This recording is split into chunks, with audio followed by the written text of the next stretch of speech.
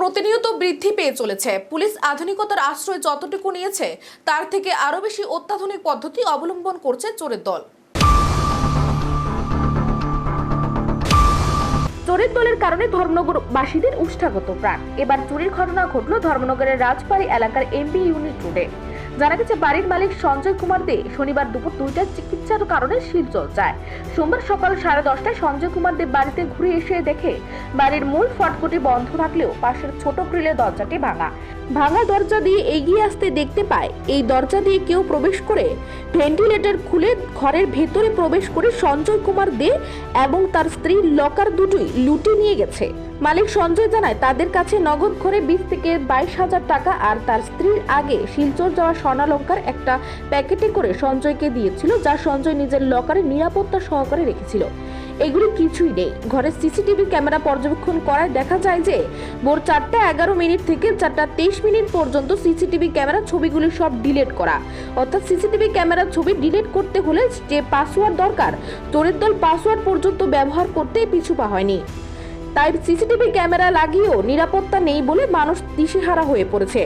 এখন যেভাবে সিসিটিভি ক্যামেরার পাসওয়ার্ড পর্যন্ত চোরের দল নিজেদের সুবিধা মতো ব্যবহার করতে শুরু করেছে, তাতে রাজ্যের পুলিশ বাহিনীকে আরো উন্নত হওয়ার দরকার অনুভব করার দিন এসে পড়ছে।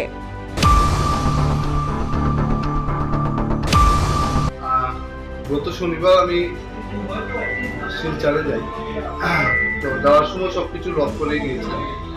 তো আজকে আমি শিলচর থেকে রিটার্ন করি। অ্যাকচুয়ালি আমার গত শনিবারে আমার একটা মেয়ে হয়েছে, তো তার জন্যই গিয়েছি। তো আজকে রিটার্ন করি, মিসেসরা রয়েছে এখানে। তো এসে দেখি মেইন গেট যেটা ছিল আমাদের, ওই গেটের তালা ঠিক ছিল। তালা খুলে আমি ভেতরে আসি। ভেতরে আসার পর যে গ্রিলের গেটটা ছিল সেই গেটে দেখি যে এখানে তালাটা ঠিকই আছে, মোটামুটি খুলতে একটু কষ্ট হয়েছে, কারণ ভেতর দিয়ে আমি লাগিয়েছিলাম এটাকে। তো একটু টানাটানি করার পর খুলেই আমি দেখি পাশে আর একটা গ্রিলের গেট আছে, ওই গেটটা খোলা দেখে একটু মনে স্ট্রাইক করে। সাথে সাথে যখন ভেতরে দেখি একটা মই লাগানো ছিল, লোহার মই, সেটা আমাদেরই ছিল, এটা বাইরে ছিল, সেটা লাগানো আছে এবং ভেন্টিলেটরটা ভাঙা। তো দরজাগুলো বন্ধ ছিল, একটা লাস্টের দরজাটা শুধু খোলা ছিল। তো তাড়াতাড়ি আমি এই দরজাটা খুলে যখন ঢুকে দেখি সব আলমারি খোলা, সবগুলো। এই ঘরে যেভাবে আলমারি আছে পাশের ঘরে সেম টু সেম আছে।